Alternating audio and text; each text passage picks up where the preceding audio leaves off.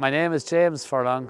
We're here in a place called Palace West, which is near Ross in County Wexford. Farming here, we're doing dairy and beef, and we have 4 children here ranging from 16 down to 8 years of age who are actively involved in the farm with me here. We do a first cut pit silage. All our second cut then is bales. First cut is cut the 20th of May, second cut 6 to 8 weeks later. So this is why I decided to go for the multi-shear. I was back in 2014, I bought the first one, and I was, after doing a bit of shopping around, I decided to go for the TANCO.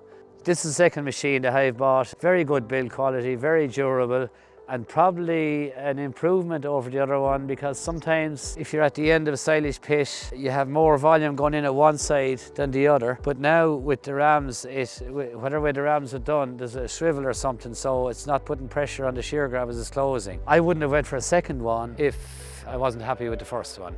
To remember back now 10 or 11 years, the first thing that stood to mind was the smell of silage off my hands anyhow. You always had to put gloves on. You're in and out of the tractor the whole time, cutting the plastic. Where this now, there's no getting out of the tractor. It's hail, rain or snow, you can stay in it. You can just pick up your bale, go split it, and into the cattle. The same with the pit. You know, it's great for straw, bedding animals. Well, it's very safe because you're not having to get out of the tractor, so you're not standing under a raised implement. You're not going to trip over anything that's open, and it saves a lot of in time-wise. It takes a third of the time probably to feed a bale.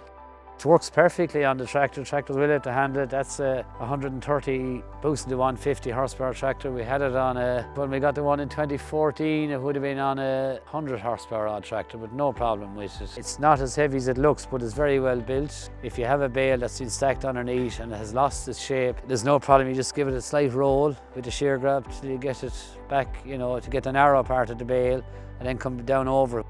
And when you close the gripper, it makes sure it gets a good solid grip. So we come down over it. Everyone has a different method of doing it, but we find it works for us.